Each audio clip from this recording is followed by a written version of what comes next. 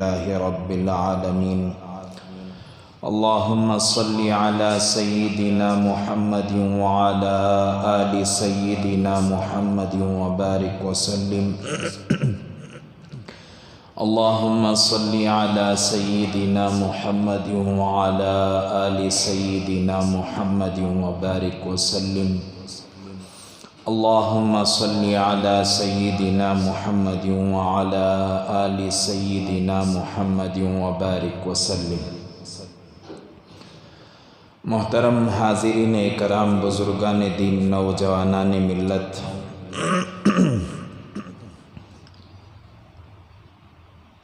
رجب کا مہینہ سایہ فگن ہے، چل رہا ہے۔ جب رجب کا مہینہ آتا ہے تو تمام مساجد میں ایک عنوان پر حضرات خطبہ کرام اپنے بیانات پیش فرماتے ہیں۔ آج اسی عنوان پر اور حالات کو مد نظر رکھتے ہوئے رسومات، اس مہینے کی جو بے جا رسومات ہیں ان کے متعلق اور جناب محمد رسول اللہ صلی اللہ علیہ وسلم کے معجزات حضور صلی اللہ علیہ وسلم کے سے کیسا صادر ہوئے، انشاءاللہ ان چیزوں پر آپ حضرات کے سامنے چند باتیں رکھوں گا۔ سب سے پہلے بتاؤں کہ آئے دن ہمارے ملک کے حالات بدتر سے بدتر ہوتے جا رہے ہیں۔ ابھی آج صبح میں پتہ چلا کہ ہائی کورٹ کا جو فیصلہ ہے وہ مسلمانوں کی مخالف سمت میں چل رہا ہے۔ یہ ہمارے کرناٹک کے حالات، ہمارے بھارت کے حالات ہیں جس کے اندر مسلمانوں کو زندگی گزارنا مشکل ہو رہا۔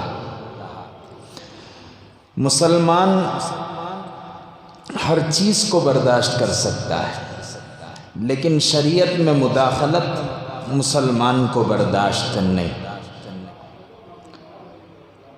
جتنے بھی حالات مسلمانوں پر آ جائیں، جیسے بھی حالات آ جائیں، خدا وحدہ لا شریک کی قسم، حضرت حمزہ سے بڑھ کر حالات نہیں، حضرت جناب محمد رسول اللہ صلی اللہ علیہ وسلم سے بڑھ کر حالات نہیں، دیگر انبیاء علیہ السلام پر جو حالات آئے تھے ان سے بڑھ کر حالات نہیں۔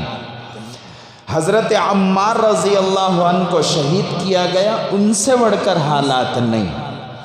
پوری دنیا پر حکومت کرنے والے حضرت عمر بن خطاب رضی اللہ عنہ، عمر بن خطاب رضی اللہ عنہ، ایک بادشاہ عروج پر جا چکا ہو اور بہت اوپر جا چکا ہو، جس کے متعلق ہمارے دنیا کے اندر رہنے والے غیر مسلموں نے یہ کہا ہو کہ حضرت عمر رضی اللہ عنہ اور تھوڑے دن ہو جاتے، دنیا میں رہتے تو پوری دنیا پر حضرت عمر کی حکومت ہوتی، ماننے پر مجبور ہوئے ہوں حضرت عمر رضی اللہ عنہ کے کرامات کو اور آپ کی حکومت کو۔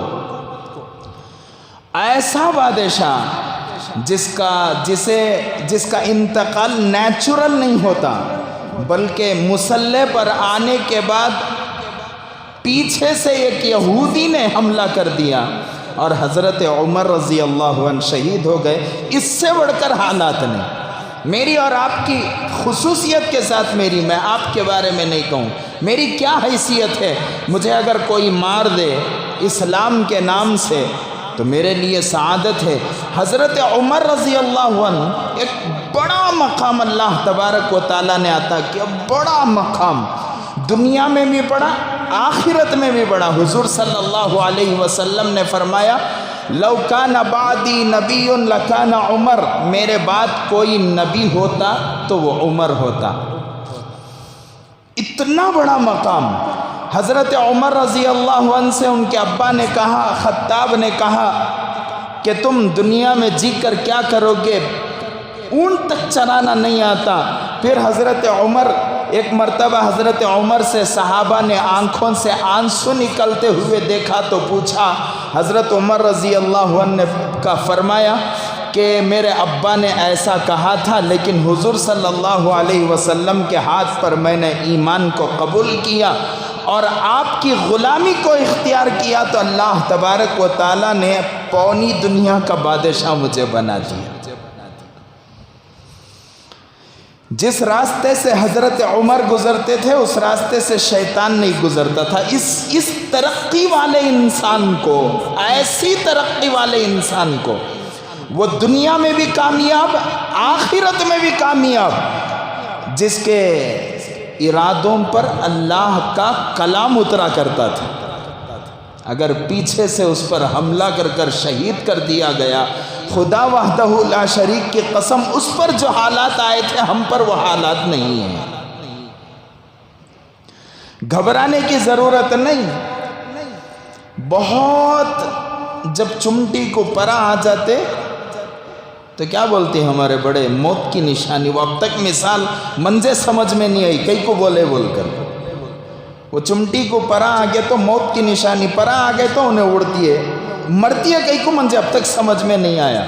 اگر کوئی سمجھ کو رہے تو منجے سمجھو، لیکن یہ کہاوت ہے، چمٹی کو پرا آئے تو موت کی نشانی۔ جب کفر زیادہ بولے گا اللہ تبارک و تعالیٰ اس کفر کے ختم کرنے کے راستے بھی بنا دیں گے۔ فرائض پر کمپرومائز نہیں ہوگا۔ جب تک ان حالات پر ہم لوگ سمجھوتا کر سکتے ہیں کریں گے، پھر ہندوستان کے قانون کو سینے سے لگا کر جو کرنا ہے انشاءاللہ وہ کام کریں گے۔ حضرات علماء یہ ہرگز نہ سمجھیں کہ حضرات علماء اکرام کام نہیں کر رہے ہیں، باقاعدہ ہر تنظیم پریشان ہے، ہر آدمی پریشان ہے، ہر عالم پریشان ہے، میٹنگیں ہو رہی ہیں اور حضرات علماء کو تیار کرنے کی کوششیں ہو رہی ہیں۔ ابھی آج ہمارا مشورہ ہوا ہے کہ محلوں میں کہیں کوئی بڑا گھر اگر مل جائے تو اس گھر کے اندر عورتوں کو جمع کر ایک کیمپیننگ چلائیں گے، جس کے اندر بتایا جائے کہ عورت کو حجاب پکڑنا چاہیے یا کتاب پکڑنا چاہیے۔ تو ہماری شریعت، اللہ کے رسول صلی اللہ علیہ وسلم کی شریعت ہمارے لیے حرف اخیر ہے۔ حضور صلی اللہ علیہ وسلم کی شریعت میں کتاب کو چھوڑ کر حجاب کو پکڑنے کا حکم دیا گیا۔ لوگ طرح طرح سے دھوکہ دے رہے ہیں۔ ایک عام طور پر ایک طائرانہ نظر ڈالا گیا تو طرح طرح سے دھوکہ دے رہے ہیں لوگ۔ ایک شیطان نے کہا کہ ہندوستان سمویدھان سے چلے گا، قرآن سے، شریعت سے نہیں چلے گا۔ ایک بڑے سی ایم نے کہا، کیا جواب اگر آپ لوگوں سے کہا جائے کہ آپ کو شریعت چاہیے یا ہندوستان کا قانون چاہیے، آپ کیا جواب دیں گے؟ یہ عام آدمی کیا جواب دے گا؟ جب یہ سوال آیا تو میں نے کسی سے نہیں پوچھا، اللہ نے میرے ذہن میں ایک جواب ڈالا، بہت زیادہ زور ڈالتا رہا اپنے ذہن پر کہ اس کا کیا جواب دیا جا سکتا ہے۔ تمہیں قرآن سے چلیں گے یا سمویدھان سے چلیں گے؟ ٹی وی ڈیبیٹس میں سوالات ہو رہے ہیں۔ اب ایک عام انسان کو یہاں پکڑ کر، ایک عام آدمی کو جو اٹلیاں بناتا ہو، جو اپنی تجارت میں لگا ہوا ہو، جو اپنے کاروبار میں لگا ہوا ہو، جو اپنی زندگی گزار رہا ہو، جس کے گھر کے اندر 4-5 بیٹیاں ہوں، اگر یہاں کھڑا کر اس سے پوچھا جائے تمہارا قرآن سے، ہندوستان میں تم رہنا چاہتے ہو، قرآن سے رہنا چاہتے ہو، سمویدھان سے رہنا چاہتے ہو، وہ بیچارہ کیا کہے گا؟ اس کا جواب سوچتے سوچتے تقریباً 15 دن لگ گئے مجھے۔ کیا جواب ہو سکتا ہے؟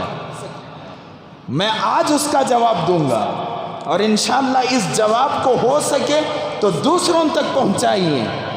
ہمارے ہندوستان کا جو قانون بنایا گیا، ایسا ڈیزائن اسے کیا گیا کہ कानून से ऊपर मजहबों को रखा गया, कानून से ऊपर मजहबों को रखा गया। जब तक कानून नहीं बना था उस वक्त तक मजहब ऊपर थे, जब कानून बन चुके तो मजहब नीचे हो चुका, कानून ऊपर हो चुका। कैसे? उसकी मिसाल मैं दूं। जब तक B.R. अम्बेडकर की मातहती में 7 लोगों का पैनल नहीं बना और 290 पर 9 अफराद की असम्बली नहीं बनी, उस वक्त तक तमाम मज़ाहिब वाले हिंदुस्तान के अंदर ज़िंदगी गुजार रहे थे। ठीक है, हिंदू थे, क्रिश्चियन थे, मुसलमान थे, ईसाई थे, फारसी थे, आदिवासी थे और पता नहीं और क्या क्या कौन से मज़हब हमारे हिंदुस्तान की इस हवा के अंदर जीते हैं, यहाँ पर इस सरज़मीन के अंदर जीते हैं। बहरहाल तमाम मज़ाहिब वाले थे। अगर किसी एक मज़हब को सामने रखकर हमारे भारत का कानून बनाया जाता तो एक दूसरे मज़हब वालों के हुकूक को मुकम्मल तौर पर अदा करने की यहाँ पर इजाज़त न होती। तो फिर बैठकर असम्बली में यह तय किया गया कि हमारे हिंदुस्तान का, हमारे भारत का कानून ऐसा बनाया जाए जिस भारत के कानून के अंदर पूरे भारत में जितने भी मज़ाहिब वाले हों, जितने भी कल्चर वाले हों, जितनी भी ज़ुबानों को इस्तेमाल करने वाले हों, सब यहाँ पर इत्मीनान की ज़िंदगी गुजार सकें, उसे सामने रखकर एक कॉन्स्टिट्यूशन को तरतीब दी जाए। अभी कॉन्स्टिट्यूशन नहीं बना है, मज़ाहिब है, मज़ाहिब की किताबें हैं। इससे पहले मैंने कहा था कि हमारे भारत के अंदर 2 किस्म के कानून हैं, एक सिविल लॉ, एक क्रिमिनल लॉ। सिविल लॉ किसको कहते हैं? जो आम नागरिक ज़िंदगी गुजारेगा तो वो सम्मान के साथ, पूरी इज्जत के साथ, वो किसी भी मज़हब वाला होगा, वो अपने मज़हब पर आज़ादी के साथ चलकर बराबर ज़िंदगी गुजारेगा। उसके अंदर मुसलमान को एक क्या बोलते हैं उसे, मुसलमान को अलग रखकर, गैर मुस्लिम को अलग रखकर, उसको अलग रखकर ये नहीं रहेगा। इसको कहते हैं सिविल लॉ। सिविल लॉ के अंदर फिर आगे बढ़ते हुए मुसलमानों की आइडियोलॉजी, मुसलमानों के कुरान, मुसलमानों की हदीसें, मुसलमानों का कल्चर, मुसलमानों की शरीयत को सामने रखते हुए फिर कानून ने मोहम्मदन लॉ और शरीयत एक्ट बनाया। ये शरीयत एक्ट जो है वो मुसलमानों का पर्सनल कानून है, इसको पर्सनल लॉ कहते हैं। समझ में आ गई बात? हिंदुओं का अलग पर्सनल लॉ है, क्रिश्चियंस का अलग पर्सनल लॉ है, लेकिन तमाम को मिलाकर हर इंसान अपने मज़हब पर आज़ादी के साथ चलते हुए यहाँ पर ज़िंदगी गुजारेगा। ये सारी चीज़ें सिविल लॉ के अंदर दाखिल होंगी। ये क्रिमिनल लॉ बनाया गया। वो क्रिमिनल लॉ क्या है? चोर का अगर चोर ने चोरी कर दी तो उसकी सज़ा अलग है, अगर पुलिस ने जुल्म कर दिया उसकी सज़ा अलग है, किसी ने किसी को कत्ल कर दिया तो उसकी सज़ा अलग है। इसको कहते हैं क्रिमिनल लॉ। लेकिन सिविल लॉ के जुज़ियात के अंदर शरीयत एक्ट को अलग किया गया, मोहम्मदन लॉ को अलग किया गया और फिर यह कहा गया कि हर मुसलमान जो अपने आप को मुसलमान कहता है उसे इस भारत के अंदर पूरी आज़ादी है, चाहे वो मुसलमान हो, चाहे वो हिंदू हो, चाहे वो क्रिश्चियन हो, चाहे वो आदिवासी हो, चाहे वो पारसी हो, अपने मज़हब पर आज़ादी के साथ अमल करेगा। अब उसका जवाब मैं आपको दूं। क्या जवाब? मुल्क शरिया से चलेगा, कुरान से चलेगा या संविधान से चलेगा? एक धोखा दे रहे हैं, या तो ये धोखा है, वरना पूछने वाले को इस बात का इल्म नहीं है कि हिंदुस्तान का जो कानून बनाया गया वो कैसी तरतीब से बनाया गया। मैं खुलकर बता दूं, योगी आदित्यनाथ ने कहा कि मुल्क संविधान से चलेगा, शरिया से नहीं चलेगा। शरीयत नहीं रहती तो जमहूरियत नहीं रहती थी, शरीयत नहीं रहती तो जमहूरियत नहीं रहती थी। वेद जो हिंदुओं के किताबें हैं, वेद ग्रंथ हैं, اور اس کے علاوہ رامائن महाभारत وہ کون سی کتابیں ان کی مقدس کتابیں ہیں، اگر وہ نہ ہوتی تو جمہوریت نہ ہوتی۔ کرسچنوں کی بائبل ہے، بائبل نہ ہوتی تو جمہوریت نہ ہوتی۔ ہر مذہب کی اپنے اپنے قوانینات کو ملا کر سمویدھان بنایا گیا۔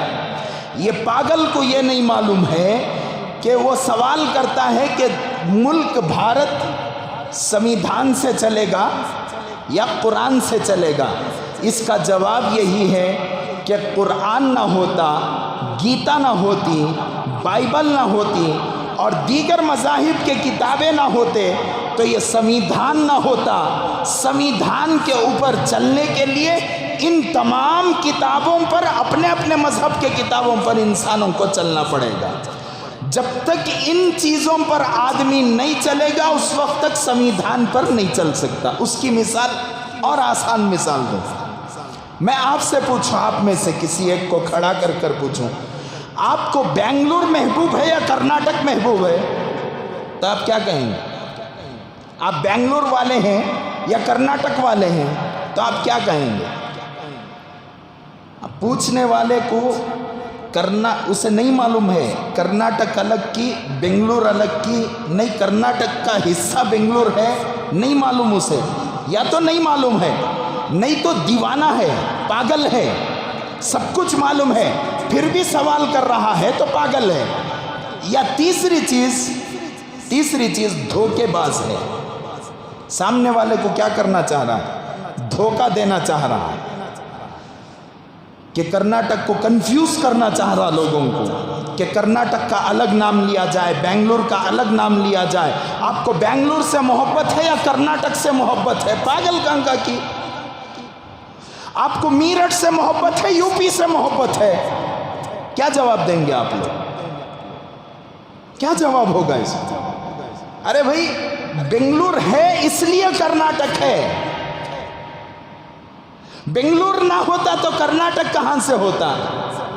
میرٹھ ہے اس لیے یو پی ہے، میرٹھ نہ ہوتا تو یو پی نہ ہوتا۔ اور بنگلور کرناٹک کا ایک حصہ ہے۔ سمجھ میں آ رہی ہے کیا بات؟ بنگلور کرناٹک کا ایک حصہ ہے، شریعت ہمارے ہندوستان کے قانون کا ایک حصہ ہے۔ پاگل ہے وہ آدمی جو یہ کہتا ہے کہ ہندوستان شریعہ سے نہیں چلے گا۔ کس سے چلے گا؟ سمویدھان سے چلے گا۔ کرناٹک میں بنگلور کو تمہیں جانا، کرناٹک کو ٹچ نہیں کرنا۔ بنگلور کو جانا لیکن کرناٹک کو ٹچ نہیں کرنا۔ ہو سکتا ہے۔ اسی طریقے سے شریعت پر عمل کرنے والا آدمی کیا سمویدھان پر نہیں چل رہا ہے؟ میں مثال دے رہا ہوں، کرناٹک کو، بنگلور کو جانا ہے مجھے لیکن کسے نہیں ٹچ کرنا؟ کرناٹک کو ٹچ نہیں کرنا۔ اسی طریقے سے انسان، مسلمان ہم لوگ شریعت پر زندگی گزار رہے ہیں تو مطلب یہ ہوا کہ ہم لوگ ہندوستان کے قانون پر زندگی گزار رہے ہیں۔ آرٹیکل 21 سے لے کر آرٹیکل 29 تک، آرٹیکل 14، آرٹیکل 15، یہ تمام آرٹیکلز یہ کہتے ہیں کہ مسلمان، غیر مسلم، کرسچن، پارسی، عیسائی، سب لوگ اپنے مذہب پر آزادی کے ساتھ چل سکتے ہیں۔ یہ چل رہے ہیں اس لیے ہندوستان کا قانون ہے، یہ نہیں چلیں گے تو پھر ہندوستان کا قانون نہیں رہے گا۔ اور ان لوگوں کو خالی کرمنل لا سمجھ میں آتا، سمجھ میں ہی بات، کرمنل لا سمجھ میں آتا، اس لیے سول لا کو ماننے سے تیار نہیں ہو۔ تو اس کا جواب یہی ہے، اگر کسی کو سوال کیا جائے کہ آپ، ہمارا ملک شریعت سے نہیں چلے گا، کس سے چلے گا؟ سمویدھان سے چلے گا، تو شریعت سمویدھان کا ایک حصہ ہے، یہی اس کا جواب ہے۔ पूछने वाला जो बोल रहा है या तो वो नहीं जानता इसलिए बोल रहा है, या तो वो पागल है, नहीं तो बहुत बड़ा धोखेबाज है। बड़ी तंजीम से ताल्लुक़ रखने वाला पागल भी तो नहीं हो सकता, नहीं जाने से तो हो नहीं सकता। तीसरी किचक चीज़ है क्या? धोखेबाजी। जितने भी हमारे नेता हैं सब धोखेबाज हैं। धोखेबाजों के हाथों में असेंबलियां हैक हो चुकी, धोखेबाजों के हाथों में यहां का पार्लियामेंट हैक हो चुका। शिवमोगा में कत्ल हुआ, मजम्मत करते हैं हम लोग, किसका भी बच्चा रंधे में, सबकी जान जान है, लेकिन उसी शिवमोगा के अतराफ अकनाफ उड़पी में एक कत्ल हुआ, मंगलूर में एक कत्ल हुआ, केरला में कत्ल हुआ, कांताबी टैरान जलाए। और शिवमोगा में क्या हुआ? एक कत्ल हुआ तो पूरे शिवमोगा के लोगों की गाड़ियों को, उनके घरों को जला दिया गया, नुकसान पहुंचाया गया। अब वहाँ के लोग पूछ रहे हैं हमें लोनाम बनना की, गाड़ियाँ के लोनाम बनना की, हमें ज़िंदगी गुजारना की, कामां की तलाश करना, क्या करना? नहीं होता था, क्या भी नहीं होता था। जैसा उड़पी के कत्ल के बाद समीर का कत्ल हुआ ना, किस जगह पर हुआ मालूम? मेरे जहन से निकल गया है। एक समीर नौजवान बच्चा, 20-4 साल का बच्चा, इन्हें भी 20-4 साल का, उन्हें 20-3, अभी 1 साल कम का था सोने। कौन? समीर 20-3 साल का बच्चा। इन्हें जो शिवमोगा में जिसका कत्ल हुआ, क्या नाम उसका? हर्षा। उसकी उम्र कितनी थी? 20-4 साल थी, 24 साल थी। ज्यादा छोटे बच्चे को किसके कत्ल करे? हमारे, हमें भी जला सकते थे, नहीं जला सकते थे, लेकिन अल्लाह जज़ाए खैर दे। देखो हक और नाहक मालूम होगा। अल्लाह जज़ाए खैर दे हमारे अकाबिरीन को, हमारी तंजीमों को, हमारे उलमा को सब्र करना सिखाया, फौरन जवाब ना दो। कहीं एक इंसिडेंट आप बताएं कि जिस जगह पर उस बच्चे का कत्ल हुआ हो वहाँ पर टायर जलाया गया हो। हाँ, प्रोटेस्ट हुआ है, लेकिन प्रोटेस्ट पीसफुल प्रोटेस्ट हुआ है, पूरी जिम्मेदारी के साथ, अमन के साथ प्रोटेस्ट हुआ है, लेकिन किसी की प्रॉपर्टी या किसी के माल को मुसलमानों ने नुकसान नहीं पहुंचाया। और यह नुकसान ना पहुंचाना यह हमारी कमजोरी नहीं है, हमारे अखलाक हैं। रसूलुल्लाह ने हमें अखलाक सिखाए, सहाबा ने हमें अखलाक सिखाए, औलिया अल्लाह ने हमें अखलाक सिखाए। हम आगे बढ़ने की कोशिश करते हैं तो शरीयत हमारा हाथ रोकती है। मुसलमानों के घरा में मिर्चां का आटाच नहीं था, मुसलमानों के घरा में टमाटो काटने के चाकुआ नहीं थे क्या? लेकिन नहीं गए, क्यों? इसलिए कि हमारी शरीयत, अगर खुदा ना खास्ता शरीयत को हटाने की कोशिश की गई तो फिर आगे का मसला बहुत खतरनाक। क्यों? शरीयत है इसलिए अमन पसंदी है, शरीयत नहीं होती तो रसूलुल्लाह की तालीमात हैं इसलिए अमन पसंदी है। अब ये लोग क्या कह रहे हैं? रसूलुल्लाह की तालीमात को हमारे हिंदुस्तान में क्या नहीं करना, नहीं मानना। चलो जरी देर के वास्ते निकालना तो है ही नहीं, एक रत्ती देर के वास्ते निकाले, फिर हमारे टैरां भी जलती, हमारे क्या होती, हमारी तरफ से भी क्या होती है, प्रॉपर्टियों को नुकसान पहुंचता है। ऐसा होना चाहिए? कोई मुसलमान इसे पसंद नहीं करेगा। हमारी शरीयत ये चीज़ की दावत हमें नहीं देती, तो हम लोग अमन पसंद है। लेकिन उस बच्चे के कत्ल के बाद एक बयान जारी हुआ, असेंबली के सीट पर से पकड़ को खींच को उतारे। देखो اس کے بعد اپنی سیٹ کو بچانے کے واسطے انہیں ایک بیان جاری کیا سور کی صورت کا، کتے کی صورت کا. کیا نام اس کا؟ نام بھی بولا تو ایشورپا. کیوں کہ تو وتے مسلمانوں کے وتے انسانوں کی، مسلمان نہیں انسان، وتے انسانوں کی پراپرٹیوں کو نقصان پہنچانے والا کبھی انسان ہو نہیں سکتا. پھر ایک بیان اس نے جاری کیا، مسلمان ٹیررسٹ، مسلمان آتنکوادی گڑو. بولیا نہیں بولیا؟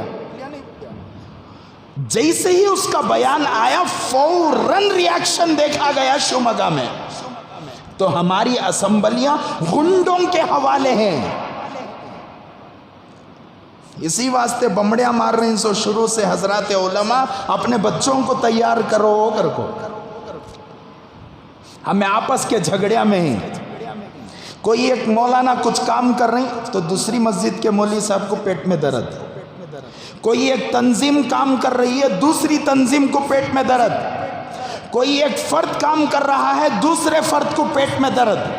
ایک مسجد میں کام چلتا ہے تو مسجد کے محلے والوں کو پیٹ میں درد. مسجد کے محلے میں کام چلتا ہے، مسجد کے ذمہ داروں کو پیٹ میں درد. کام کون کرنا سو؟ ذرا فکری بیان نہیں ہے، میں بیان نہیں کر رہا ہوں. ذرا فکر کر دیکھو، سوچ کر دیکھو ہمارا بڑا کون. امیر شریعت کی بات ماننے تیار نہیں مسلمان. حضرت مفتی شعیب اللہ خان صاحب تیار ہیں؟ نہیں تیار ہیں. اور ہمارے فیصلوں سے اللہ کی قسم کھا کر کہتا ہوں ہمیشہ اچھا چھوٹا ایسا بھی نہیں ہے. لیکن جب غلطی ہوتی ہے بتانے کا ایک طریقہ ہوتا ہے. مسئلہ اڑپی سے اٹھیا حجاب کا، اور یہ جو قتل ہوا اس کا حجاب سے کوئی تعلق نہیں. اسے تعلق بنایا گیا، اس کے اندر جو ہے پھر ایس ڈی پی آئی کا مسالہ لگائے، پھر اس میں پی ایف آئی کا مسالہ لگائے. نہ ان کے بی ایم پی ہے نہ ان کا ایم ایل اے ہے. یتا پیٹ میں درد کئی کو مسلمانوں کی کسی تنظیم سے ہے. ایسا مسالہ لگا کو لوگوں کے سامنے لایا گیا. اب مسلمان کرمنل ہے. اللہ حفاظ. آپ لوگ میں بھی ملا کو، آپ بھی ملا کو، ہمیں سب بھی. ہمارے کتنے بچے جا کر قتل کرے؟ کتنے بچوں کو آپ نے قتل کروایا ہے؟ کہیں آنکڑے؟ یہاں کھانا نہیں ہے، پینے پانی نہیں ہے. صبح سے لے کر شام تک مسلمان پریشان ہے. پھر مسلمانوں کے اوپر یہ ڈھلائے تو آخر کہاں سے وطا کرنا ہے؟ تو بھی فری میں ہو جاتا کیا؟ شالہ ایسو ان کے پگڑیاں رات بھگوا رنگ کے شالہ، ایک اسکول کے اندر ہزاروں کی تعداد میں. یہ پلان نہیں تھا تو اور کیا تھا؟ پگڑیاں، ہزاروں کی پگڑیاں، وہ بھی بنائی ہوئی پگڑیاں. چلو جا کو کپڑا لپٹ لے کو آگا انہیں کان سے کی بولے کپڑا لپٹے ہوئے کپڑے، پگڑیاں نہیں تھے. پھر بھی مسلمان کرمنل ہے. پھر بھی مسلمان کرمنل ہے. اللہ حفاظت فرمائے ہمارے اس بھارت کی. اللہ تعالیٰ تمام مساجد کی حفاظت فرمائے، مدارس کی حفاظت فرمائے. اللہ تبارک و تعالیٰ ہمارے نوجوانوں کی حفاظت فرمائے. میں خاص کر نوجوانوں سے ہاتھ جوڑ کر گزارش کرتا ہوں، اللہ کا واسطہ 12 بجے کے بعد باہر نکو نکلو. رسول اللہ صلی اللہ علیہ وسلم کی ایک حدیث ہے، جن پر لعنت کی گئی ایک کتاب ہے. اس کتاب کے اندر حضور صلی اللہ علیہ وسلم نے فرمایا جو آدمی رات میں اکیلا سفر کرتا ہے اس پر اللہ کی لعنت ہے. اب تک سنے تھے؟ جو آدمی رات میں اکیلا سفر کرتا ہے اس پر اللہ کی لعنت ہے. مسلمانوں کے سونے کا وقت کب ہے؟ کب سونا ہمیں؟ العشاء قبل العشاء، رات کا کھانا عشاء سے پہلے. ہمیں رات کا کھانا کب کھاتے؟ عشاء کے بعد ہو کو، اس کے بعد ہو کو، اس کے بعد ہو کو، اس کے بعد. 12 بجے سب ہم عشاء کا کھانا کھا لیتے، اس سے مینجے بھی تم نہ بھی توندے آجارین سے۔ سائنٹیفک اعتبار سے اگر آدمی رات میں آرام کرنے کے لیے جائے تو ڈاکٹرز کہتے ہیں کہ آدمی جیسے ہی جا کر آرام کرے گا تو سارے باڈی کے پارٹس اس کے آرام کرنے کے لیے تیار ہو جاتے، ہاتھاں بھی سو رہی ہیں، پاواں بھی سو رہی ہیں، سب سو رہی ہیں، اندر کا پیٹ کام کر لے گو ہے، صحت اچھی رہتی ہے اس کی۔ اللہ کے رسول دنیا کا سب سے بہترین ڈائٹ، ہمارے نوجوان آج کل ڈائٹ کرتے، میں بھی شروع کر دیا تھا، میں بھی شروع کریا تھا بھوکا رہنا بول کو، لیکن پھر ہمارے ایک استاد یہاں سامنے حضرت مولانا خلیق صاحب بولے دنیا کا سب سے بہترین ڈائٹ اللہ کے رسول صلی اللہ علیہ وسلم کا ڈائٹ۔ کیا؟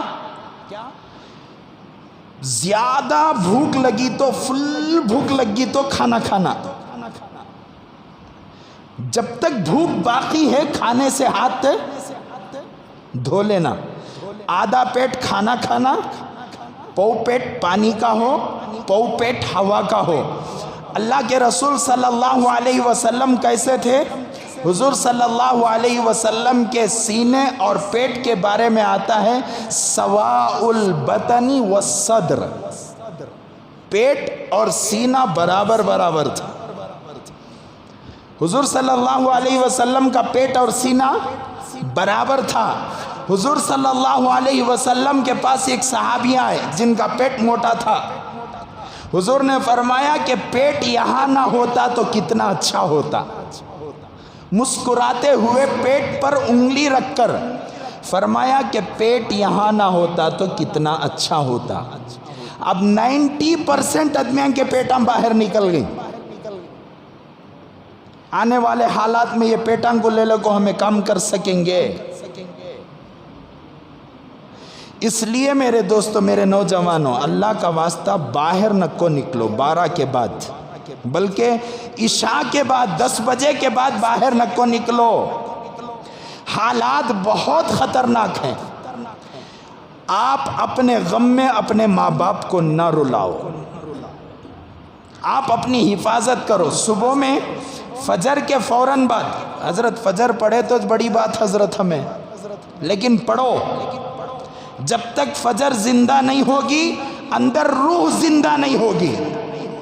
فجر کے فوراً بعد ایک دعا ہے، اعوذ بکلمات اللہ التامات من شر ما خلق، 3 مرتبہ، اعوذ بکلمات اللہ التامات من شر ما خلق، اعوذ بکلمات اللہ التامات من شر ما خلق، اعوذ بکلمات اللہ التامات من شر ما خلق، 3 مرتبہ پڑھ لیا۔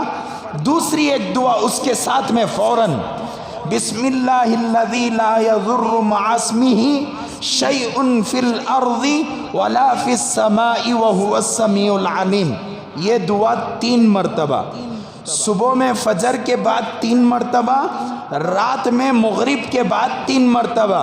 حضرات علماء اللہ کے رسول صلی اللہ علیہ وسلم کی حدیث پاک میں حضور نے فرمایا کہ جو آدمی فجر کے بعد اس دعا کو پڑھ لیتا ہے، اللہ تبارک و تعالی مغرب تک کی اس کی حفاظت فرماتے ہیں، اور جو آدمی مغرب کے بعد اس دعا کو پڑھ لیتا ہے، اللہ تبارک و تعالی فجر تک، طلوع آفتاب تک اس کی حفاظت فرماتے ہیں۔ آپ نیٹ پر جائیں، گوگل پر جائیں، جن کو دعا یاد نہیں ہے، ہر نوجوان، خصوصیت کے ساتھ نوجوان، اعوذ بکلمات اللہ التامات آپ ماریں گوگل پر، آپ کو وہ دعا سامنے آئے گی۔ روزانہ پڑھنے کا معمول بنائیں، اپنے گھر والوں پر دم کریں، اپنے بچوں پر دم کریں، اپنی بیوی پر دم کریں۔ نہیں معلوم، اگر اللہ نہ کرے شمگا کے حالات ہمارے یہاں پر پیدا ہو جائیں تو پھر کیا ہوگا؟ میں تو کہوں گا کہ امن ہمارا اسلام سکھاتا ہے، لیکن ظالم کے ظلم کو سہنے کی دعوت بھی اسلام نہیں دیتا۔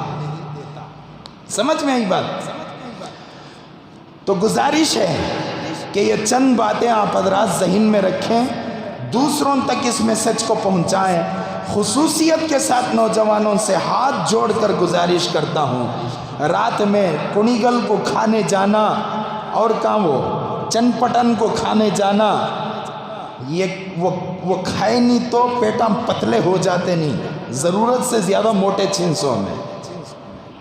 اور جاتے بھی کب مسلمانہ؟ عشاء کی نماز پڑھ کو 10:30 11 بجے کے بعد یہاں سے نکلتے ہیں، اور پھر وہاں کھا کر واپسی کب ہوتی ہے؟ 1 بجے 2 بجے 3 بجے واپسی ہوتی۔ اللہ نہ کرے ہائی وے پر کھڑا ہو کر یہ حادثہ ہو گیا تو اس کا ذمہ دار کون؟ ایک بچہ جس کا قتل ہوا، مذمت کرتے ہیں ہم لوگ اس کے قتل کی، وہ کسی کا بھی بچہ ہو لیکن بچہ ہے، اس کی مذمت ہم لوگ کرتے ہیں۔ اللہ ہر انسان کی حفاظت فرمائے، لیکن اس کے ایک قتل کی وجہ سے کتنے حالات خراب ہوئے۔ اگر ہم میں سے ذمہ داری کے ساتھ اپنی حفاظت نہ کرے، قتل ہونے والا قتل ہو کر چلا جائے گا، لیکن اس کے پیچھے جو حالات کھڑے ہوں گے اس کے ذمہ دار قتل ہونے والے پر آئیں گے۔ کیوں؟ اس لیے کہ اس نے اپنی حفاظت نہیں کی۔ کون بولے تھے شریعت میں ہے کہ چن پٹن کچھ کھانے جانا بول کر، یا کوئی بھی بے ضرورت چیز باہر نکلنا کر کو؟ شادیاں کا سیزن چل رہا ہے، رات کے 12 1 بجے تک شادیاں، خوبصورت بچیوں کو حجاب کے واسطے لڑے ہمیں لوگاں، حجاب کے واسطے لڑ رہی، ڈنڈے کھا رہی، جیلان کو گئیں بچیاں۔ کورٹ کے اندر مسلمانوں کی شریعت کے خلاف فیصلے ہونے والے ہیں۔ اسکول کو جاتے وقت ان کو حجاب ہونا، ان کے بھان کی بھائی کی چچا کی چچانی کی شادی میں پورا کھلا ڈالنے کو سامنے آ جاتی ہے انہیں، اور وہ کس کی بچیاں؟ مسلمانوں کی بچیاں۔ پھر اتنا لڑنے کی وجہ کیا ہے؟ کیوں لڑنا ہم لوگ اتنا؟ کیوں کورٹوں کو جائیں ہم لوگ؟ صرف اسکول میں حجاب لاؤ بول کر۔ ہمارے گھر کی شادیوں کا حال کیا ہے؟ ہماری بچیوں کا حال کیا ہے؟ اوپر لگا کو پینٹ، انہیں ایشین پینٹ لگا کو انہیں باہر نکلی کر کو بولے تو آرس کون نے؟ وہ آرس کی بارات میں آکو ہے، باراتی کون سمجھ میں نہیں آتا۔ مسلمان کس کے لیے لڑ رہے ہیں؟ حضرات علماء اور سیاستدان اور دیگر حضرات ملی تنظیمیں جو لگاتار حجاب کے لیے لڑ رہی ہیں، وہ کس کے لیے ہے؟ اسکولز کے لیے ہے، ایک شریعت کے اہم ترین فریضے کے لیے ہے۔ اگر شریعت کا اہم ترین فریضہ مسلمان اس کی حفاظت نہیں کریں گے تو غیر مسلموں سے کیا ہم اس کی توقع کر سکتے ہیں؟ آپ جاؤ شادیوں کو، کیا حال ہے ہماری بچیوں کا؟ چچا کے بیٹے سے ملاقات کرنے کی اجازت نہیں ہے۔ چچا کا بیٹا تایا کی بیٹی سے یا اپنے چچا کی بیٹی کو نہیں دیکھ سکتا۔ دیکھ سکتا ہے؟ غیر محرم بچیاں غیر محرموں کے سامنے گھوم رہی ہیں۔ فرمایا اللہ کے رسول صلی اللہ علیہ وسلم نے ایسی عورتوں پر لعنت ہے اللہ کی۔ اور ایک بات یہ چونکہ یاد آ رہی تو بول رہا ہوں، سو میرے عنوان کا آج کا حصہ نہیں ہی یہ باتیں، لیکن دل دکھا ہوا ہے۔ میں نہ کہوں تو کوئی نہیں کہے گا، ہم نہ کہیں تو کوئی نہیں کہے گا۔ یہ طلاق اور خلے کے جو مسئلے ہو رہے ہیں، دیکھو خدا وحدہ لا شریک کی قسم ہماری بچیوں کی بے حیائی کی وجہ سے ہو رہے ہیں۔ کیسے؟ میں سمجھاؤں گا اسے بھی کیسے۔ یہ ایک بے حیا بچی، میں صاف الفاظ میں بول رہا ہوں، اگر انہیں میرے گھر کی رہی تو بھی بے حیا چنے، جو بال کھلے ڈال کر گھومے، اپنے سینے کو دکھاتے ہوئے گھومے، اپنے اندر کے کپڑوں کو باہر دکھا کر گھومے، وہ چاہے میری بہن کیوں نہ ہو وہ بے حیا ہے۔ اب ہم لوگ سب مل کر سینے پہ ہاتھ رکھ کر سوچو کہ میری بچی شادیوں میں ایسا گھومتی ہے نہیں گھومتی، یا میری نواسی یا میری پوتری شادیوں میں ایسا گھومتی ہے نہیں گھومتی۔ خلع اور طلاق کے جو مسئلے ہو رہے ہیں ہمارے گھروں کی بے حیائی کی وجہ سے ہو رہی۔ کیسا؟ ایک بے حیا بچی سامنے آئی، کیا کر کو خوبصورت بن کو، ٹمک کو، ٹائٹ کپڑے پہن کو، چہرے کو کیا کی لگا کو، لیکن ایک نوجوان ہے، اس کے گھر میں اس کی بیوی ہے، خوبصورت بیوی ہے، لیکن وہ بیوی چونکہ اس کے 2 بچے ہو گئے، اب وہ بیوی موٹی لگنے لگی۔ جیسے ہی بچے ہوتے ہیں کیا ہوتا ہے، عورت کا جسم ذرا پھول جاتا ہے، اب وہ موٹی ہو گئی۔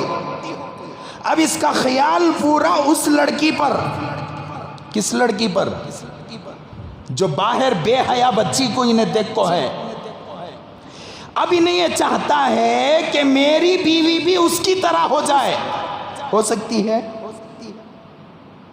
اب مثال کے طور پر میچ میرے اوپر ڈال لیتا ہوں، اب میری خواہش ہے تمہیں سے بھی اچھے میچ خراب میچ ڈال لیتا ہوں، اب میری خواہش ہے کہ 2 بچوں کی ماں، 3 بچوں کی ماں، 4 بچوں کی ماں کس کی طرح ہو جائے؟ وہ جو باہر 16-17 سال کی بے حیا بچی پھرلے کو تھی نا، بے حیا بے مروت انہیں پھرلے کو تھی نا، اس کے جیسی انہیں 25 سال کی بئی کو ہو جانا۔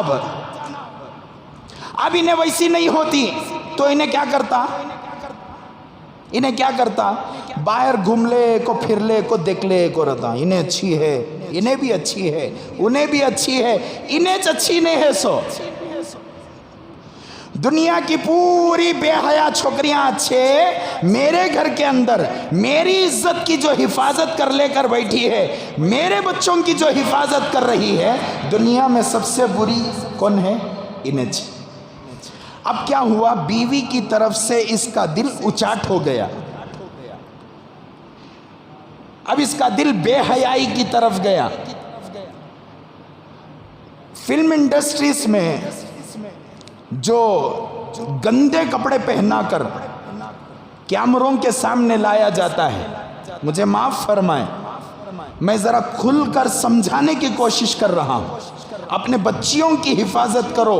حضور صلی اللہ علیہ وسلم نے فرمایا، کوئی بچی اگر باہر نکل کر جاتی ہے نا، اللہ کے رسول فرماتے ہیں کہ بے حیا جب نکل کر بے پردگی کے ساتھ جاتی ہے تو اس بچی کے سریم پر پیچھے کمبر کے پاس شیطان آ کر بیٹھ جاتا ہے، اور وہ شیطان جب تک وہ بچی راستے پر ہوتی ہے، ہر غیر محرم کی نگاہ اپنی طرف اس لڑکی کی طرف کیا کرتا ہے؟ کھینچنے کی کوشش کرتا ہے۔ اور پھر ایک حدیث کے اندر آتا ہے کہ جو عورت بغیر پردے کے گھر سے باہر نکلے، اس پر واجب ہے کہ وہ گھر کو جائے تو غسل جنابت کرے۔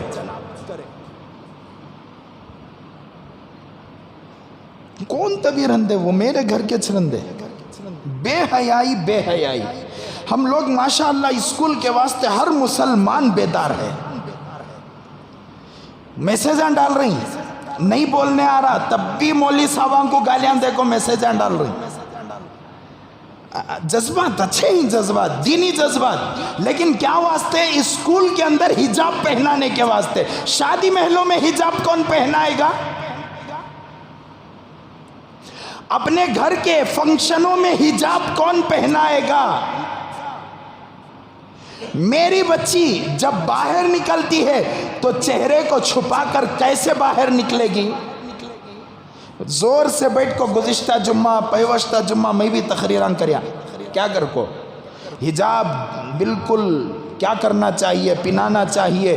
کتاب ہو یا حجاب ہو تو ہم لوگ حجاب کو پکڑیں گے، کتاب کو چھوڑیں گے۔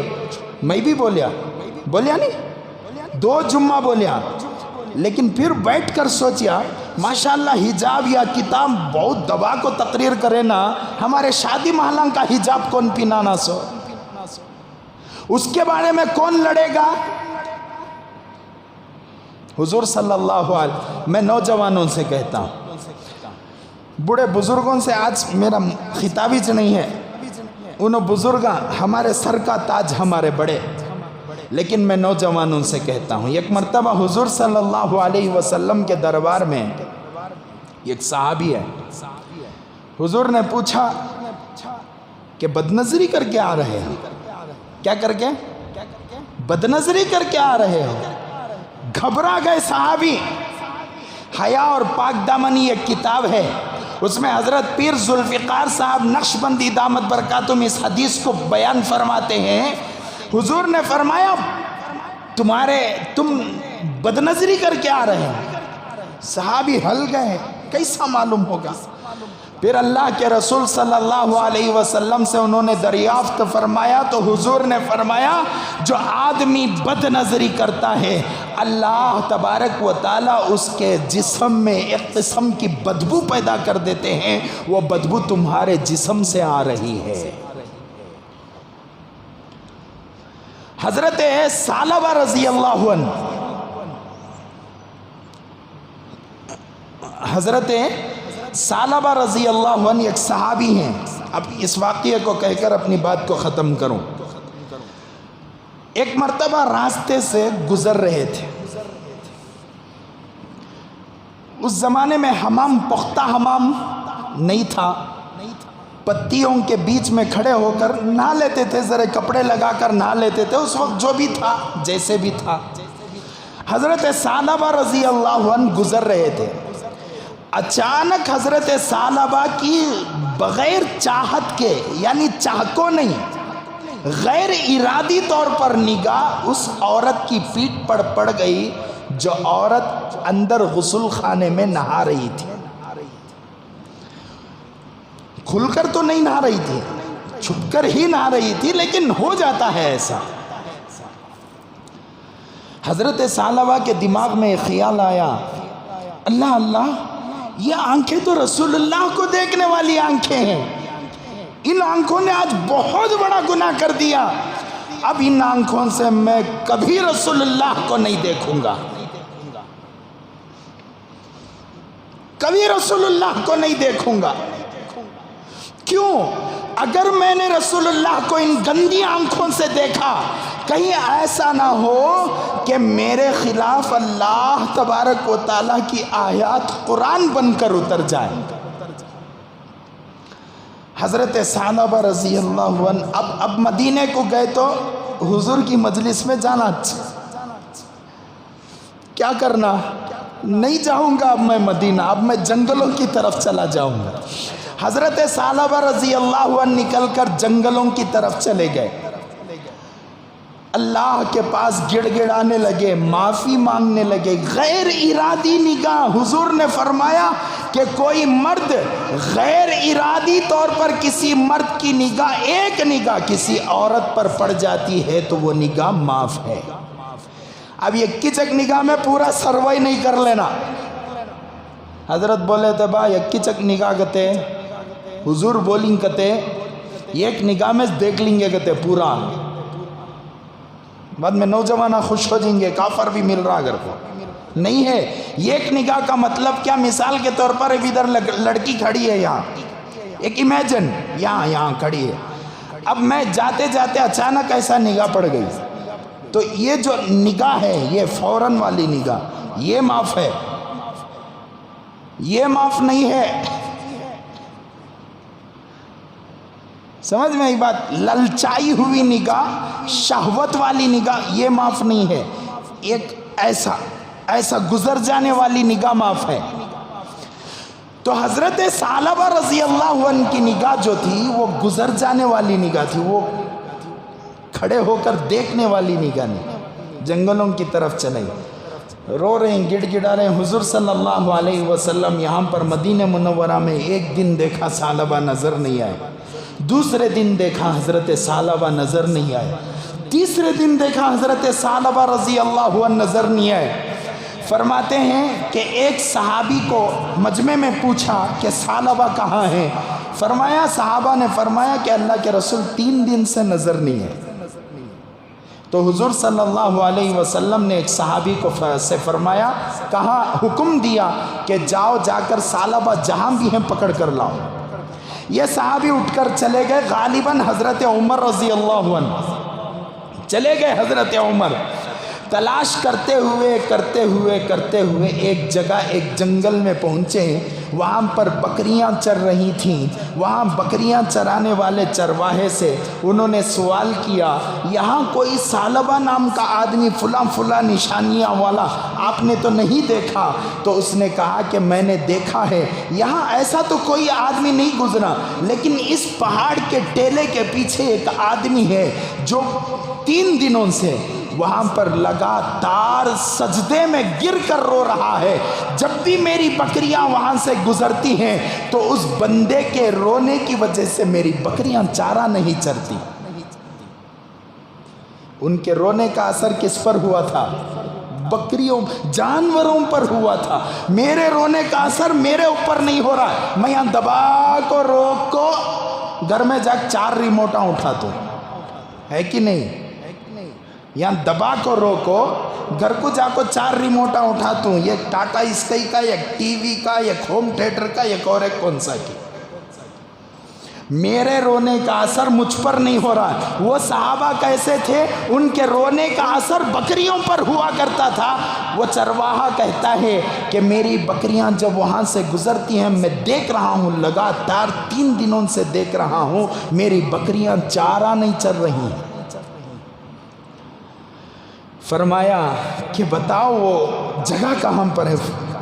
اس نے نشانیاں بتا دی اور حضرت عمر رضی اللہ عنہ پہنچ گئے۔ جا کر ہلایا تو دیکھا کہ رو رہے ہیں، ہلایا تو حضرت ثعلبہ رضی اللہ عنہ ہیں۔ پوچھا، ثعلبہ کیا بات ہے، 3 دنوں سے نظر نہیں آ رہے ہو؟ حضور صلی اللہ علیہ وسلم کی آنکھیں 3 دنوں سے تمہیں تلاش کر رہی ہیں۔ رونا ختم نہیں ہوا، زارو قطار رونے لگے۔ فرمایا، اے عمر، میں اب حضرت جناب محمد رسول اللہ کے دربار میں حاضر نہیں ہو سکتا، اس لیے کہ اگر میں آؤں گا ان آنکھوں سے اللہ کے رسول کو دیکھوں گا، کہیں ایسا نہ ہو کہ اللہ تبارک و تعالیٰ میری وعید میں قرآن کی آیتوں کو اتار دے اور قیامت تک کے مسلمان ان آیتوں کو پڑھتے رہے۔ میں نہیں چاہتا کہ میں رسول اللہ صلی اللہ علیہ وسلم کے دربار میں آؤں۔ حضرت عمر رضی اللہ عنہ نے فرمایا، ثعلبہ یہ حضور کا حکم ہے، یہ رسول اللہ کا حکم ہے، رسول اللہ کے حکم سے بڑھ کر کسی کا حکم نہیں، یہ رسول اللہ کا حکم ہے۔ اب کیا کریں؟ جانا ضروری ہے، واجب ہے۔ اگر نہیں گئے تو حضور صلی اللہ علیہ وسلم کی نافرمانی، اگر چلے گئے تو پھر وہ آیت اترنے کا ڈر۔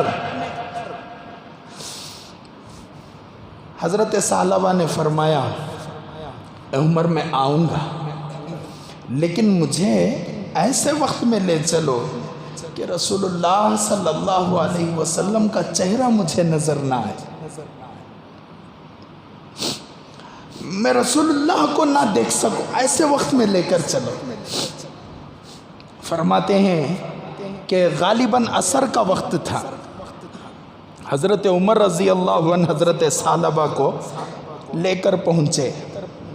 ایک طرف چونکہ جماعت چھوٹ گئی تھی، ملکتیں چھوٹ گئی تھی، ایک طرف حضرت عمر رضی اللہ عنہ کھڑے ہو گئے، دوسری طرف حضرت ثعلبہ رضی اللہ عنہ کھڑے ہو گئے۔ عصر کی نماز کے بعد رسول اللہ صلی اللہ علیہ وسلم گھوم کر بیٹھے تو نگاہ پڑی حضرت عمر پر۔ کام بھیجے تھے حضرت عمر کو؟ حضرت ثعلبہ کی تلاش میں بھیجے تھے۔ دیکھ کر فوراً حضور صلی اللہ علیہ وسلم نے پوچھا کہ عمر نظر آ گئے، ثعلبہ کہاں ہے؟ حضور کی نگاہ ثعلبہ پر نہیں پڑی تھی، ثعلبہ کہاں ہے؟ جیسے ہی زبان سے حضرت ثعلبہ نے رسول اللہ کی زبان سے اپنا نام سنا، اسی حالت میں بے ہوش ہو کر نیچے گر پڑے۔ سب کی نگاہیں گھومی، اللہ کے رسول صلی اللہ علیہ وسلم اٹھ کر گئے، اپنے گود میں اپنی ران مبارکہ پر حضور صلی اللہ علیہ وسلم نے حضرت ثعلبہ کو سلایا، سر پر ہاتھ پھیرنے لگے، کہا کہ اے ثعلبہ کیا ہوا، اتنا پریشان کیوں ہو؟ حضرت ثعلبہ رضی اللہ عنہ کو ہوش نہیں آ رہا تھا۔ پھر حضور صلی اللہ علیہ وسلم نے پانی منگا کر حضرت ثعلبہ کی آنکھوں پر مارا، ثعلبہ کو ہوش آیا، دیکھا سامنے رسول اللہ صلی اللہ علیہ وسلم کا چہرہ ہے جسے نہ دیکھنے کے لیے ثعلبہ جنگلوں کا رخ کر چکے تھے، سامنے حضور کا چہرہ ہے۔ حضرت ثعلبہ نے فرمایا اے اللہ کے رسول اس سر کو اٹھا کر نیچے پٹکیے، اس لیے کہ یہ سر کے اندر وہ آنکھیں ہیں جس نے آپ کی نافرمانی کی ہے، جس نے رسول اللہ کی نافرمانی کی ہے، جس نے اللہ کے حکم کی نافرمانی کی ہے۔ تو حضرت ثعلبہ سے حضور نے فرمایا ثعلبہ پریشان ہونے کی ضرورت نہیں، حضرت جبرائیل علیہ السلام ابھی میرے پاس تشریف لائے تھے، اتنا کہنا تھا۔ خدا وحدہ لا شریک کی قسم، حضرت ثعلبہ ڈر کے مارے وہیں پر انتقال کر جاتے ہیں، وہیں پر انتقال کر جاتے ہیں۔ جو آس پاس صحابہ تھے انہوں نے پوچھا اے اللہ کے رسول بتا دیجئے حضرت ثعلبہ تو دنیا سے رخصت ہو گئے، حضرت جبرائیل کیوں آئے تھے؟ اور جبرائیل نے کیا کہا؟ تو حضور صلی اللہ علیہ وسلم نے فرمایا ثعلبہ کا جو گناہ تھا وہ گناہ جان بوجھ کر نہیں تھا، انجانے میں تھا۔ جو نگاہ معاف تھی وہ ثعلبہ نے کی تھی، ثعلبہ نے کوئی گناہ نہیں کیا تھا۔ حضرت جبرائیل علیہ السلام میرے پاس آئے تھے، حضرت جبرائیل نے فرمایا کہ ثعلبہ نے اللہ کے پاس اتنی معافی چاہی ہے، اتنی معافی چاہی ہے، اتنی معافی چاہی ہے، ثعلبہ کی معافی کا ادنا سا حصہ اٹھا کر پوری دنیا پر تقسیم کر دیا جائے تو پوری دنیا کی مغفرت ہو جائے۔